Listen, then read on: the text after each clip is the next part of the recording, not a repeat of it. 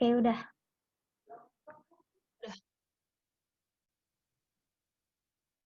Yang mulai siapa? Angel. Keisha. Iya. Perkenalan nggak sih? Iya, perkenalan. Perkenalan sendiri-sendiri apa gue yang kenalin? Keisha aja yang kenalin. Ya udah. Berarti gue sebutin aja ya namanya langsung Bill semuanya. on cam, Bill.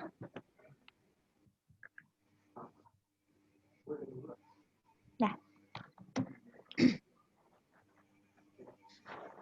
Assalamualaikum warahmatullahi wabarakatuh.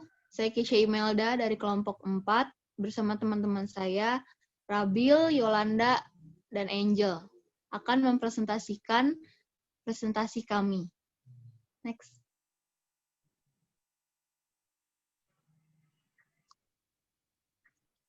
Yang pertama sejarah KFC. KFC didirikan oleh Kolonel Harlan Sanders, seorang pengusaha yang mulai menjual ayam goreng dari restoran pinggir jalan di Corbin, Kentucky selama depresi hebat. Harlan Sanders lahir pada tahun 1890 dan dibesarkan di sebuah peternakan di luar Henryville, Indiana, dekat Louisville, Kentucky. Sanders 5 tahun, ayahnya meninggal memaksa ibunya bekerja di pabrik pengalengan. Ini meninggalkan Sanders sebagai putra tertua untuk merawat kedua adiknya. Setelah dia mencapai usia 7 tahun, ibunya mengajarinya cara memasak.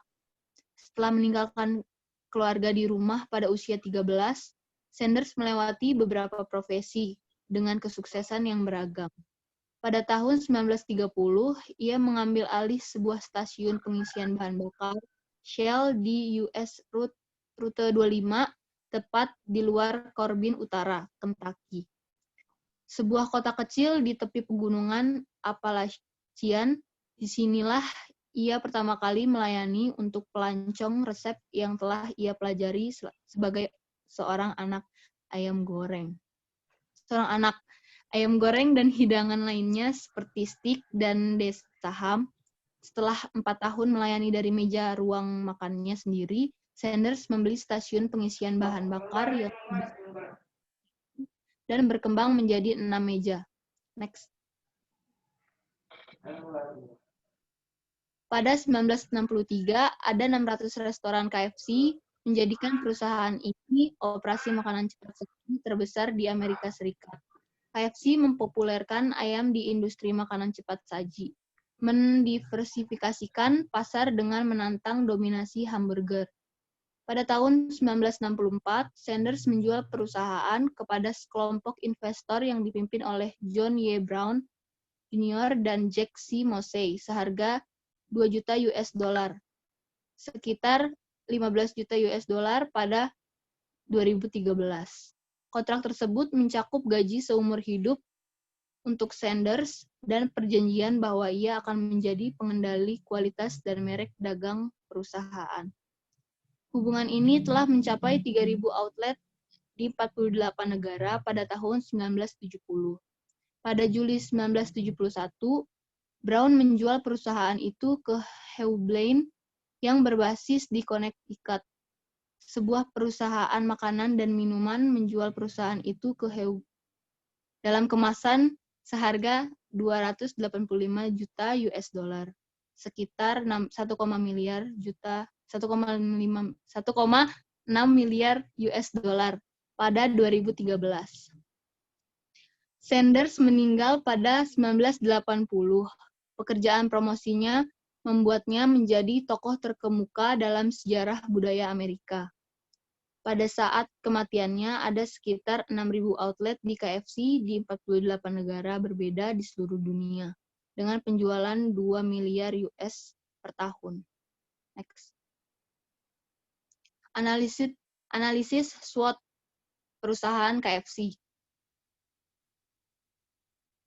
Yang pertama, strength atau kekuatan yang dimiliki perusahaan KFC. Yang pertama, sebagai pelopor penyedia makanan cepat saji, memiliki cabang di seluruh Indonesia sehingga daerah pemasarannya cukup luas, memiliki manajemen produksi yang cukup baik, memiliki brand resmi yang terkenal di seluruh dunia, pelayanan yang cepat dan ramah, disukai oleh banyak kalangan masyarakat, rasanya yang khas dan lezat, dan dibuat dari ayam kualitas terbaik. Selanjutnya ada weakness, kelemahan yang dimiliki perusahaan KFC, harga yang kurang terjangkau bagi masyarakat kalangan bawah, dan kurang memperhatikan nilai gizi. Yang ketiga, opportunity atau peluang yang dimiliki perusahaan KFC. Yang pertama, mengembangkan jenis varian yang lain, antara lain dalam bentuk penyajian dan rasa yang baru. Bisa dijadikan bisnis waralaba yang bisa menjadi pemasukan dari menjual brand dan sistem manajemennya. Yang terakhir ada threat atau ancaman yang dimiliki perusahaan KFC. Yang pertama, banyak pesaing yang menciptakan jenis makanan cepat saji lain seperti burger, pizza, dan lain-lain. Kelangkaan bahan baku ayam yang berkualitas, masyarakat merasa takut mengkonsumsi ayam akibat merebaknya virus flu burung, dan banyak masyarakat yang beralih ke jenis makanan yang lebih sehat. Selanjutnya akan dilanjutkan oleh Angel.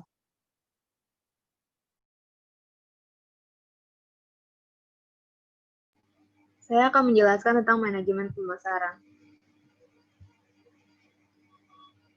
Pertama itu kesempurnaan resep makanan. KFC selalu menyempurnakan cita rasanya setiap saat untuk memberikan kepuasan kepada pelanggan atau konsumennya.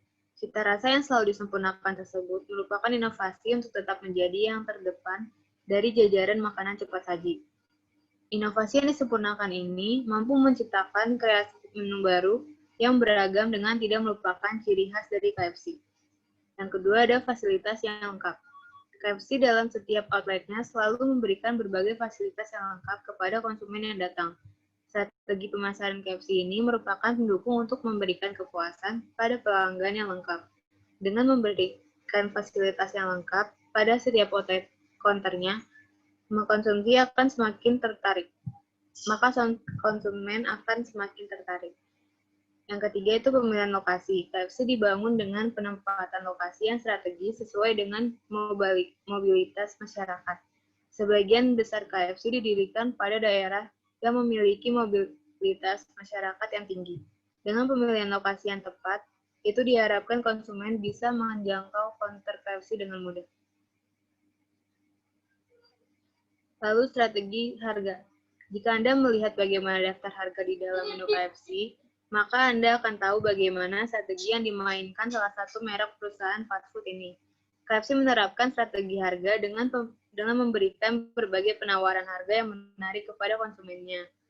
Di antara strategi ini adalah dengan memberikan paket harga yang sangat menarik dan menguntungkan bagi konsumennya.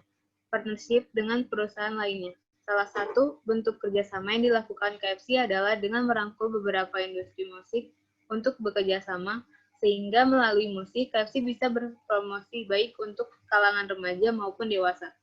Selain itu, dalam hal promosi KFC ini, memberikan hadiah kepada konsumen dengan beberapa CD musik yang telah dibuat dari kerjasama tersebut.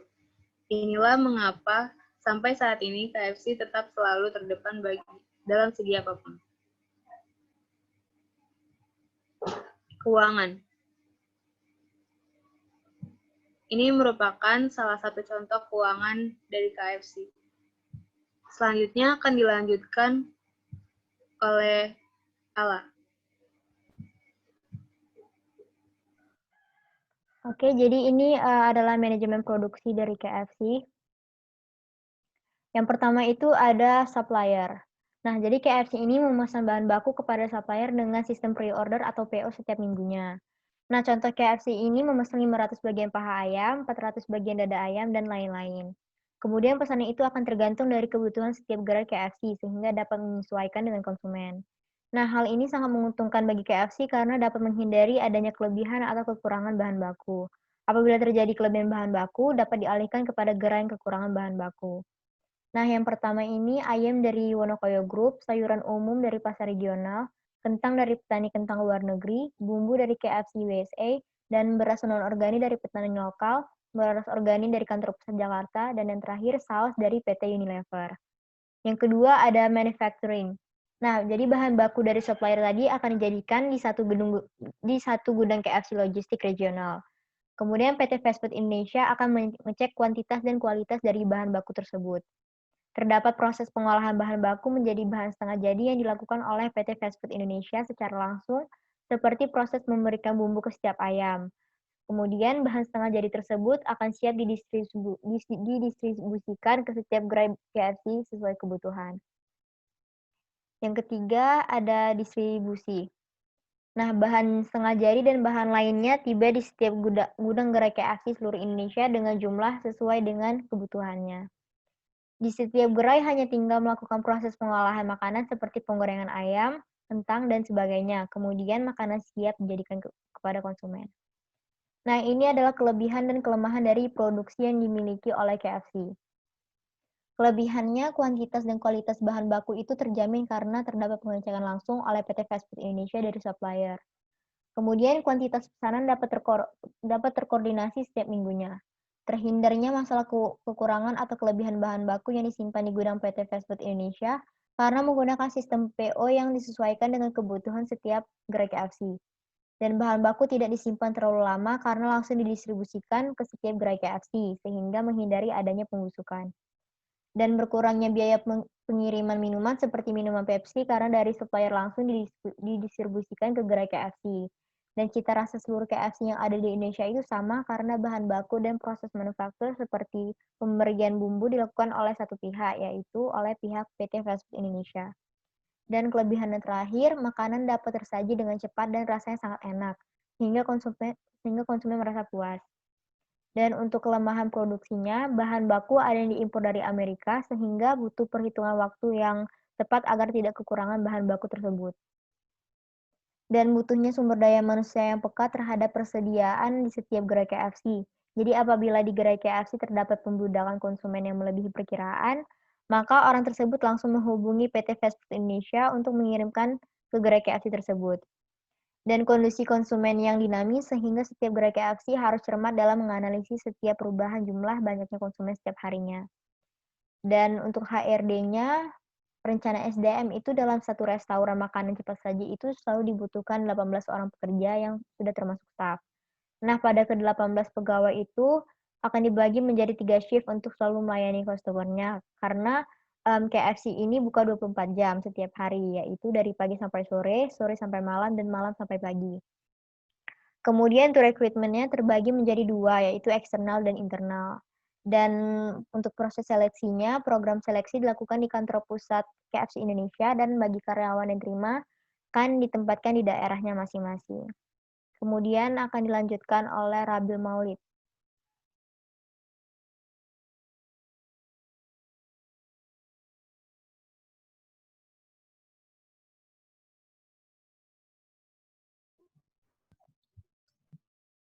Saya akan menjelaskan tentang manajemen informasi. Lah, ke bawah lah.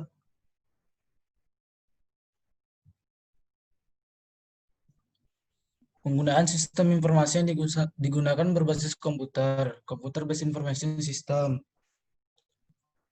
yang digunakan untuk mendukung keseluruhan kegiatan perusahaan terlihat pada masing-masing bidang, yakni melayani transaksi penjualan, membantu dalam merecord pembelian pelanggan, melacak persediaan, membayar gaji karyawan, pembelian bahan baku, mengevaluasi tren penjualan atau sales performance lainnya. Memberikan pelayanan yang terbaik adalah visi dari KFC. Untuk itu, KFC merancang suatu sistem informasi yang berbasis IT, sehingga bisa menunjang seluruh aktivitas bisnis KFC. Sistem informasi KFC mencakup operating support system dan managing support system. Operation support system. Sistem informasi selalu dibutuhkan untuk memproses data yang dihasilkan oleh dan digunakan dalam operasi bisnis. Sistem pendukung seperti semacam ini menghasilkan berbagai produk informasi yang paling dapat digunakan oleh para manajer. Peran dari sistem pendukung operasi perusahaan bisnis adalah untuk secara efisien memproses transaksi bisnis, mengendalikan proses industrial, mendukung komunikasi dan kerjasama perusahaan, serta memperbarui database perusahaan. Operating system yang digunakan oleh KFC dibagi kembali menjadi beberapa macam, yaitu